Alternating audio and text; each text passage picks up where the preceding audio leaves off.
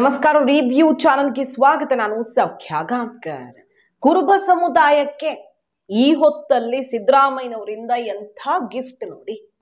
ಮೊದಲೇ ಮುಖ್ಯಮಂತ್ರಿಗಳಿಗೀಗ ಎಲ್ಲಾ ಬಲಗಳನ್ನು ಒಗ್ಗೂಡಿಸ್ಕೊಳ್ಬೇಕಾದ ಅನಿವಾರ್ಯತೆ ಎದುರಾಗಿರೋ ಹೊತ್ತು ಮುಖ್ಯಮಂತ್ರಿ ಕುರ್ಚಿನೇ ಶೇಕ್ ಆಗುತ್ತಾ, ಹೈಕಮಾಂಡ್ ಆಘಾತ ಕೊಡುತ್ತಾ ಅನ್ನುವಂಥ ಚರ್ಚೆಗಳಾಗ್ತಿರೋ ಟೈಮಲ್ಲಿ ಕುರುಬ ಸಮುದಾಯಕ್ಕೆ ಮುಖ್ಯಮಂತ್ರಿಗಳು ಕೊಟ್ಟಿರೋ ಬಿಗ್ ಗಿಫ್ಟ್ ಇದೆಯಲ್ಲ, ಅದು ಈಗ ಆಕ್ರೋಶಕ್ಕೆ ಕಾರಣ ಆಗಿದೆ.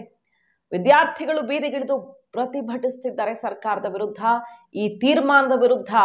ಈ ಹೊತ್ತಲ್ಲಿ ಯಾಕೆ ಬೇಕಿತ್ತು ಹಾಗಾದ್ರೆ ಇಂಥದ್ದೊಂದು ನಿರ್ಣಯ? ಮಾಹಿತಿ ಮುಂದೆ ಇಡ್ತಾ ಇದೀವಿ. ಮಿಸ್ ಮಾಡಿದ್ರೆ ನಮ್ಮ ಚಾನಲ್ನ ಸಬ್ಸ್ಕ್ರೈಬ್ ಮಾಡಿ, ನಿಮ್ಮ ಅಭಿಪ್ರಾಯ ಕಮೆಂಟ್ ಮಾಡಿ ತಿಳಿಸಿ. ಎಸ್ ವೀಕ್ಷಕರೇ, ದಲಿತ ಹಿಂದುಳಿದ ಸಮುದಾಯಗಳ ಪೀಠಾಧಿಪತಿಗಳು, ಪ್ರಭಾವಿ ಸ್ವಾಮೀಜಿಗಳೆಲ್ಲ ಬಂದು ಮುಖ್ಯಮಂತ್ರಿ ಸಿದ್ದರಾಮಯ್ಯನವ್ರನ್ನ ಮೀಟ್ ಮಾಡಿರೋದು, ಒಟ್ಟಿಗೆ ಶಕ್ತಿ ಪ್ರದರ್ಶನದ ರೀತಿಯಲ್ಲಿ ಆ ದೃಶ್ಯ ಕಂಡು ಬಂದಿರೋದು, ಇದು ಸಂಚು ಅಂತ ಗೊತ್ತಾಗಿ ಎಲ್ಲ ಸಮುದಾಯಗಳು ನನ್ನ ಬೆನ್ನಿಗೆ ನಿಂತಿವೆ ಅನ್ನೋದನ್ನ ಹೇಳ್ತಾ ಇರೋದು ಮುಖ್ಯಮಂತ್ರಿಗಳು.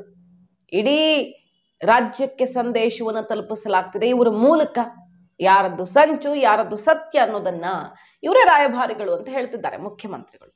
ಮತ್ತೊಂದು ಕಡೆಗೆ ಸಿದ್ದರಾಮಯ್ಯನವರು ಅಹಿಂದ ಬಲವನ್ನ ಹೈಕಮಾಂಡ್ಗೆ ಮತ್ತೊಮ್ಮೆ ಪ್ರದರ್ಶಿಸಬೇಕಾದ ಅನಿವಾರ್ಯತೆ ಒದಗಿ ಬಂದಂಗೆ ಕಾಣಿಸ್ತಾ ಇದೆ. ತನ್ನನ್ನ ಇಳಿಸಿದ್ರೆ ಏನಾಗಬಹುದು? ಕುರುಬ ಸಮುದಾಯದ ಮತಗಳನ್ನ ಸೆಳೆಯೋದಕ್ಕೆ ಈಗಾಗಲೇ ಬಿಜೆಪಿ ಪ್ಲಾನ್ ಮಾಡಿದೆ. ರಾಜ್ಯಪಾಲ ಹುದ್ದೆಯಿಂದ ಹಿಡಿದು ಬೇರೆ ಬೇರೆ ಗಿಫ್ಟ್ಗಳನ್ನ ಸಮುದಾಯಕ್ಕೆ ಕೊಡ್ತಾ ಇರೋದು. ಸೊ ಸಹಜವಾಗಿ ಅಷ್ಟಕ್ಕಷ್ಟು ಅಲ್ದಿದ್ರು ಮತಗಳ ಛಿದ್ರವಾಗ್ತವೆ. ಅಹಿಂದ ವೋಟ್ ಬ್ಯಾಂಕ್ ಸಮಸ್ಯೆ ಆಗುತ್ತೆ, ಕುರುಬ ವೋಟ್ ಕಂಪ್ಲೀಟ್ ಆಗಿ ಕೈ ತಪ್ಪತ್ತೆ ಅನ್ನೋ ಬಿಗ್ ಮೆಸೇಜ್ ಅನ್ನ ಕೊಡುವಂತ ಪ್ರಯತ್ನನೂ ಆಗ್ತಿದ್ದಂಗೆ ಕಾಣಿಸ್ತಾ ಇದೆ. ಈ ಟೈಮಲ್ಲಿ ನೋಡಿ, ಕುರುಬ ಸಮುದಾಯಕ್ಕೆ ಸರ್ಕಾರಿ ಡಿಗ್ರಿ ಕಾಲೇಜಿನ 3 ಎಕರೆ ಜಾಗವನ್ನ ಏಕಾಏಕಿ ಗಿಫ್ಟ್ ಕೊಟ್ಟು ಬಿಟ್ಟಿದ್ದಾರೆ ಮುಖ್ಯಮಂತ್ರಿಗಳು. ಕ್ಯಾಬಿನೆಟ್ ಅಲ್ಲಿ ನಿರ್ಧಾರ ಆಗಿದೆ, ಆಕ್ರೋಶ ಸ್ಫೋಟವಾಗಿದೆ. ಕಾಲೇಜು ಇದನ್ನ ವಿರೋಧಿಸ್ತಾ ಇದೆ. ವಿದ್ಯಾರ್ಥಿಗಳು 5,000 ಜನ ವಿದ್ಯಾರ್ಥಿಗಳಿರುವಂತಹ ಕಾಲೇಜ್ ಇದು. ಕಲಬುರಗಿ ಹತ್ರ RTO ಪಕ್ಕದಲ್ಲಿರುವಂತಹ ಒಂದು ಸರ್ಕಾರಿ ಕಾಲೇಜು. ಅಲ್ಲೇ ಹಾಸ್ಟೆಲ್ ಬೇಕು, ಬೇರೆ ಬೇರೆ ಡಿಮ್ಯಾಂಡ್ಸ್ ಇವೆ, ಕಟ್ಟಡ ಕಟ್ಟಬೇಕು, ಇಂಥದ್ದೆಲ್ಲ ಸಮಸ್ಯೆ ಇದೆ, ಯಾವಾಗ ಸರಿ ಮಾಡಿಕೊಡ್ತೀರಿ ಅಂತ ಪತ್ರದ ಮೇಲೆ ಪತ್ರ ಬರೆದು ಅಲ್ಲಿ ಸಂಬಂಧಪಟ್ಟವ್ರಿಗೆ ನಿರಂತರ ಪ್ರಯತ್ನ ಮಾಡ್ಕೊಂಡು ಬರ್ತಿದ್ದಾರೆ ಕಾಲೇಜ್ ಕಡೆಯಿಂದ ವಿದ್ಯಾರ್ಥಿಗಳು ಮತ್ತು ಅಲ್ಲಿನ ಸಿಬ್ಬಂದಿ. ಆದರೆ ಅವ್ರಿಗೆ ಯಾರಿಗೂ ನ್ಯಾಯ ಸಿಕ್ಕಿಲ್ಲ ಇದುವರೆಗೆ. 33 ಎಕರೆ ಏನೋ ಜಾಗ ಇದೆಯಂತೆ ಸರ್ಕಾರಿ ಕಾಲೇಜು. ಅದರಲ್ಲಿ 3 ಎಕರೆ ಏನೋ ಒಂದಿಷ್ಟು ಜಟಾಪಟಿ ನಡೀತಾ ಇತ್ತು ಕುರುಬ ಸಮುದಾಯ ಮತ್ತು ಕಾಲೇಜಿನ ನಡುವೆ.